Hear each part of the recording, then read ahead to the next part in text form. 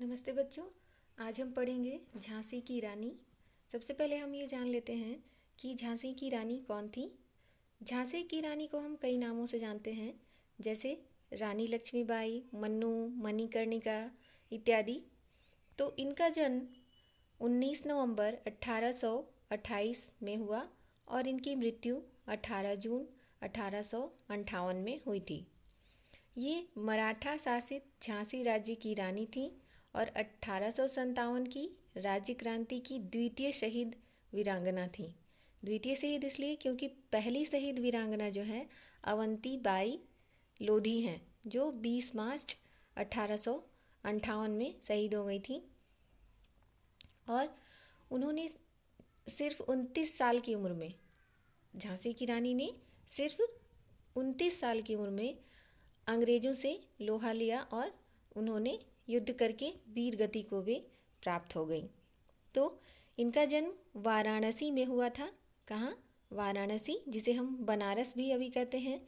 और इनकी जो शादी हुई थी झांसी के नरेश महाराज गंगाधर राव से हुई थी।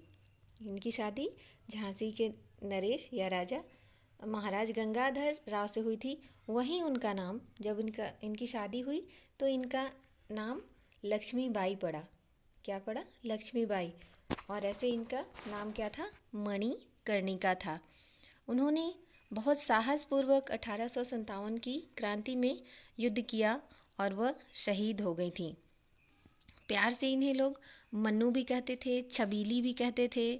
तो आइए हम पढ़ते हैं कि झांसी की रानी की वीर जीवन गाथा क्या है।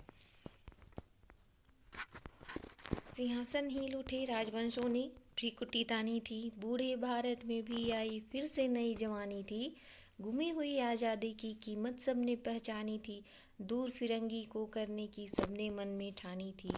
चमक उठी सन 57 में वह तलवार पुरानी थी, बुंदेले हर बोलों के मुँह हमने सुनी कहानी थी। खूब लड़ी मर्दानी वह तो झांसी वाली रानी थी। तो सिंहासन हिल उठे राजवंशों ने, यहाँ पे कवित्री ने झांसी की रानी की वीरता का वर्णन करते हुए क्या कहा है? राजवंश मतलब राजाओं का वंश, भ्रिकुटी जो भौहें होती हैं, हमारे आईब्रोज होते हैं वे, और नई जवानी अर्थात नई लहर, नया जो नए समय की थी। मणिकर्णिका झांसी की रानी यंग थी, इसलिए उनको कहा गया है कि नई जवानी अर्थात वे बहुत जोश के साथ लड़ती थी।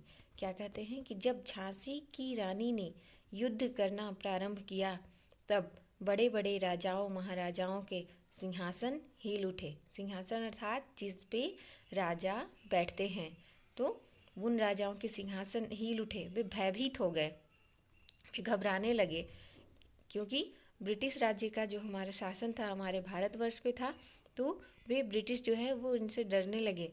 राजवंशों ने भ्रिकुटी तानी थी, और भ्रिकुटी तानना मतलब बहुत क्रोधित होना, और इन्हें क्रोध भी आ रहा था कि रानी लक्ष्मीबाई ने तलवार उठा लिया है।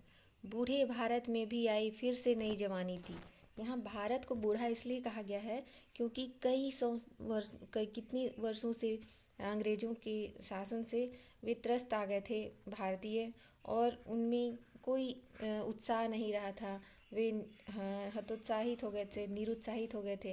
लेकिन जब लक्ष्मीबाई ने तलवार उठाया और युद्ध करना शुरू किया, आज़ादी के लिए अंग्रेज़ों के खिलाफ उन्होंने युद्ध करना शुरू किया, तब फिर से एक नई जोश आ गई, जो भारत में फिर से नई जोश आ गई। गुमी हुई आज़ादी की कीमत सबने पहचानी थी। जो आज़ादी हमने खो दी थी उसकी कीमत हमें पता चली कि नहीं, हमें आज़ाद होना ही चाहिए। हम इतने दिन गुलाम बन के रहे, अब और नहीं रह सकते। दूर फिरंगी को करने की सबने मन में ठानी थी। फिरंगी अर्थात जो अंग्रेज़ थे उन्हें भगाने के लिए सभी भारतीयों ने मन में ठान ली थी। चमक उठी सन 57 में वह तलवार पुरानी थी। सन 1857 की क्रांति में जितने भी लोग थे सब जागृत हो गए और युद्ध करना चाह रहे थे। वह तलवार पुरानी मतलब जो उतने दिन से तलवार पड़े हुए थे सब उन्हें क्या करने उससे युद्ध करने के लिए तैयार हो गए। बुंदेले हर बोलो के मुँह हमने सुनी कहानी थी। बुंदेलखंड की थी, चूँकि उनकी शादी कहाँ हुई, बुंदेलखंड में हुई, तो इसलिए बुंदेले हर बोलों के मुँह, हर बोलो उन्हें कहा जाता है जो गा गा के किसी की भी जीवन गाथा को सुनाते हैं। पहले हर बोले पाए जाते थे, जैसे आप अभी टीवी पे अपना मनोरंजन करते हैं, मोबाइल पे मनोरंजन करते हैं, लेकिन पुराने समय में ये हर बोले जो क्या करते थे कि किसी भी राजा महाराजा की जीवन गाथा को गा गा के सुनाते थे। तो वही हर बोलों के मुँह सबने यह कहानी सुनी थी कि खूब लड़ी मर्दानी, वह तो झांसी वाली रानी थी। मर्दानी इसलिए कहा गया है क्योंकि वह मर्दों के समान युद्ध करती थी, इसलिए उन्हें मर्दानी कहा गया है। तो वह खूब लड़ी, बहुत लड़ी, क्या मर्दानी कौन, झांसी वाली रानी थी। तो आज यहाँ इतना ही, अगले भाग में हम फिर पढ़ेंगे।